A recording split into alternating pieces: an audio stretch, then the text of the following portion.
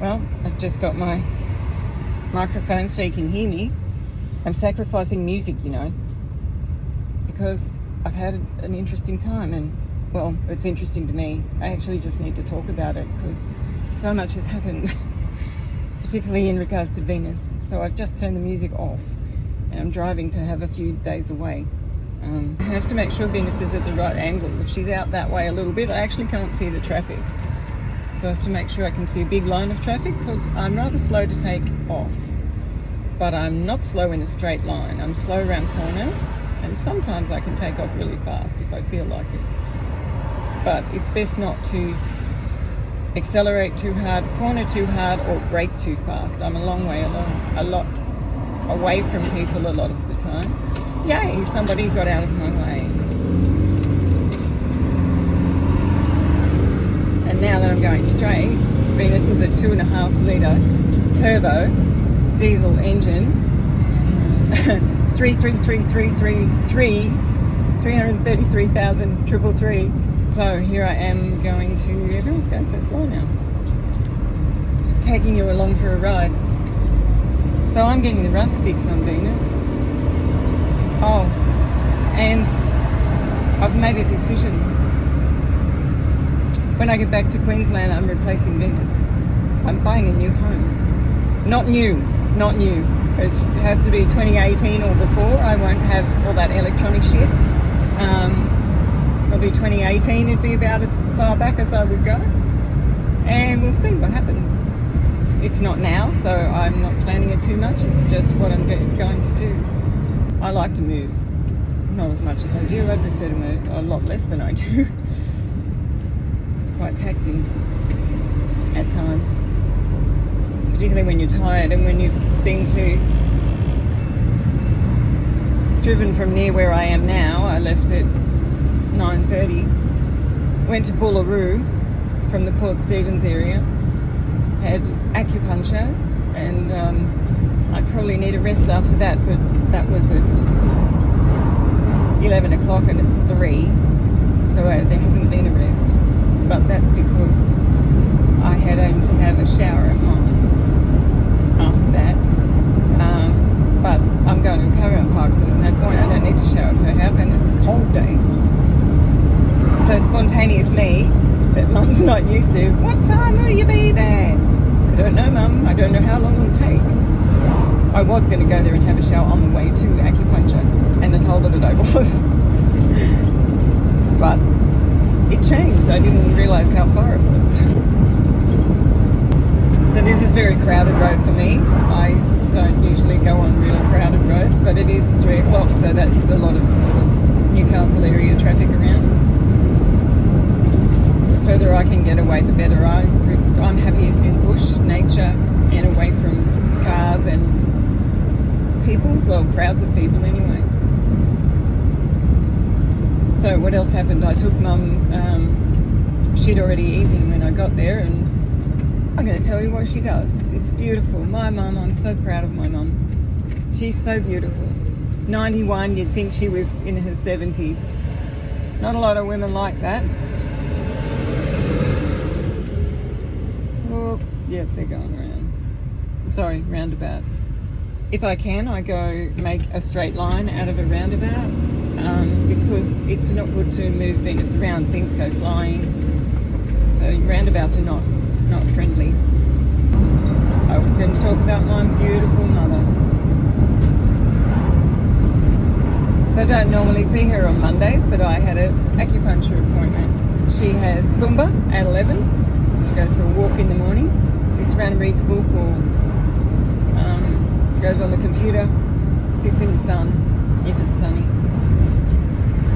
That would normally be her Monday. I ring her in the morning and make sure she knows that she's going to Zumba, because sometimes she forgets things.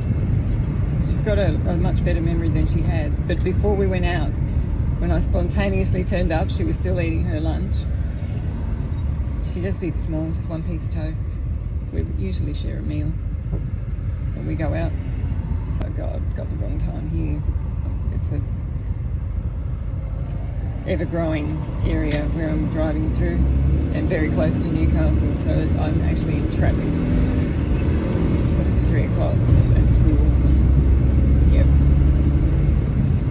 try and avoid that. But yeah, Mum doing two things at once. So I watched her. She went in, put lipstick on, just because we were going out. She put some lipstick on. Did she do her hair? I don't know. We're going to can her hairdresser. He does a terrible job. The one at the retirement village. So yes, and then she has to get a handbag. She chooses a handbag. She always has a hanky with her, often stuffed under a sleeve or something like that. My brother-in-law's mother does the same. Nolly, she sticks it in bra. They've always got tissue, hankies, not tissues. Hankies are much nicer. I've got some lovely old ladies handkerchiefs. I use them more so than tissues. Old-fashioned things that are disappearing. Well, I want to be old-fashioned because I don't like this new-fashioned stuff. So your mum had already eaten and I had to go to Scoop. I like Scoop. It's a bulk store. It's where I buy my tea. I don't use tea bags. I use loose tea and dandelion tea and nuts, and I buy it in bags and store it in all my containers. I barely go to supermarkets. I do take Mum once a week. Now she no longer cooks. She's been getting some frozen meals, very gratefully, from one of her stepdaughters, which is beautiful, home-cooked food. But she's got to make sure she remembers, in case she forgets to take it out of the freezer. She's not used to stuff in the freezer, so she's got both kinds. So she came with me, and lately she has been staying in the car when I do my shopping. Since my sister passed, that's a new thing of hers, and I feel it's good for her to get out. She's actually in a lot of grief and pain and heartache. It's only been a short while. When my dad Max passed in 1975, she lost her shit for a year. She was 40 years old and her husband died, and that was in the days when everybody had two parents. Except Sally Jewis, her mother was divorced, and she worked. She was a fashionable, fancy lady. My mum's 30 years older than me, so a lot of their mothers were younger when I went to school, and everybody had two parents. And what was her name? Yvonne Catamaris was a Greek chick, and her parents made her all these extra sandwiches, and Mum wasn't making my lunch. So I used to just scab up from other people. I was expected to make my own lunch when I was 9, and I didn't really feel that I should make my own lunch, so I didn't most of the time. She just lost her shit, yeah. Yeah, so neither my sister or I or Mum would be able to live together. Oh, Denise would have been able to live with Mum. They went overseas together. Man. So I left home at 16, and Denise left when she was like close to 30. I think she moved in with a boyfriend, and I moved in with my boyfriend when I was 16. I had to get out of there. It was the two of them and me. I'm just not like them at all. Close in a different way. Anyway, I've been absent from Newcastle for more than 40 years, and not really part of anybody's life at all. I used to call Mum. Actually, I used to call Bob my mother's husband for a very long time because I resented him because he wasn't my father, and I thought that he tried to be if he tried to tell me what to do. Since then, I've learned about the beautiful, beautiful man that he was. I learned more about him at his funeral, but we had lovely conversations once I started doing some deep inner work and letting go of resentment. That's what happened. I had healed a relationship. He didn't hold anything against me. He's like, where were you? I've been waiting for you. And I found out why, what a gift he was. Particularly to his son, Alan, and Rowan, his grandson.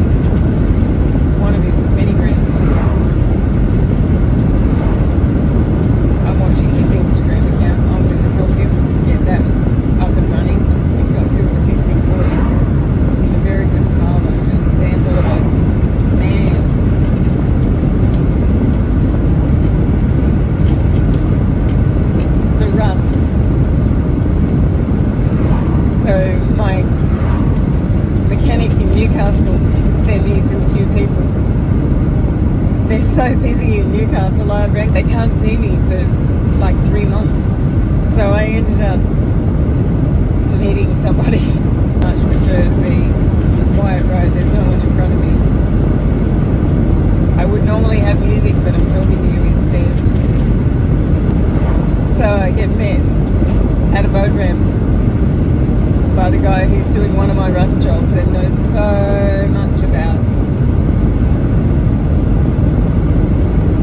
rust, and such an interesting life, interesting guy. I really enjoyed meeting him. Got up on my roof and had a look and was honest with me. Didn't treat me like a woman, like a lot of people do. He educated me. He was masculine, strong, powerful, and didn't give a shit what anyone thought. And told me stories. It was a beautiful interaction. I really like it. I've worked with men all my life, pretty much. All my working life, my corporate life, and my private life. A lot of male-oriented stuff. I'd do fishing with the boys, water skiing with the boys, even if the girls didn't go. Didn't really have get to the highway.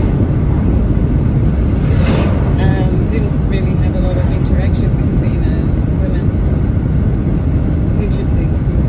Two of the other girls in my numerology course are also a 26-8 life path, so I'm 26-8. And both of them are. We were just talking about our experiences of life, because numerology can teach you your blind spots. It's charts and all sorts of stuff. There's a huge amount to learn from numerology, but it is also can be very basic. So I'm ready to go through it with some people. I am. Susie, I'm going through it with you so that I can learn. Shit, it's pretty traffic everywhere here. Got to concentrate.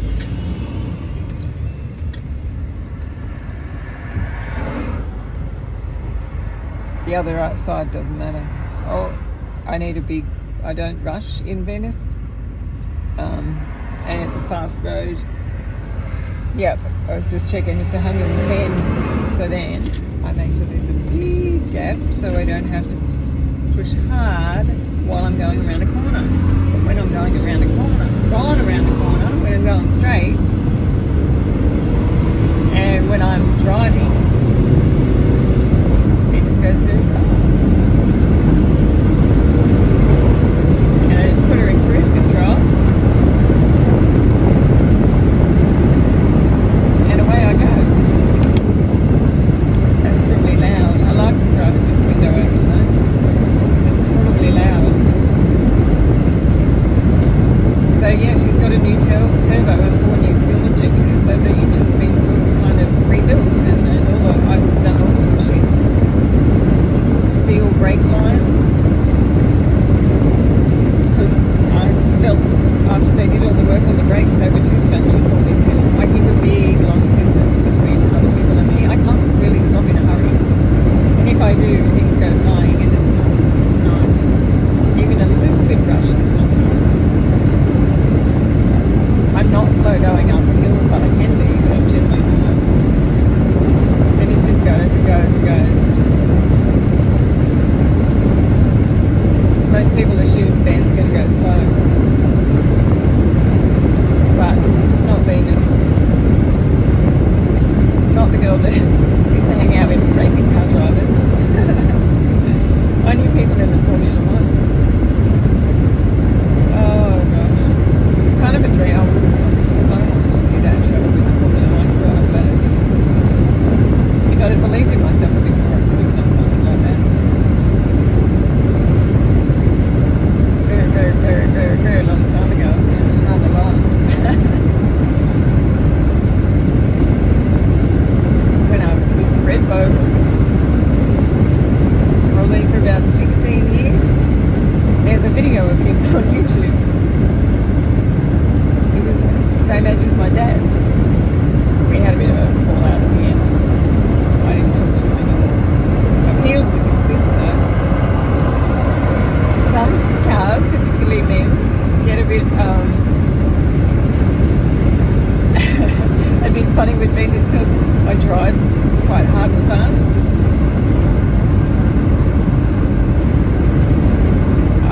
drove a bloody Renault 5 Turbo around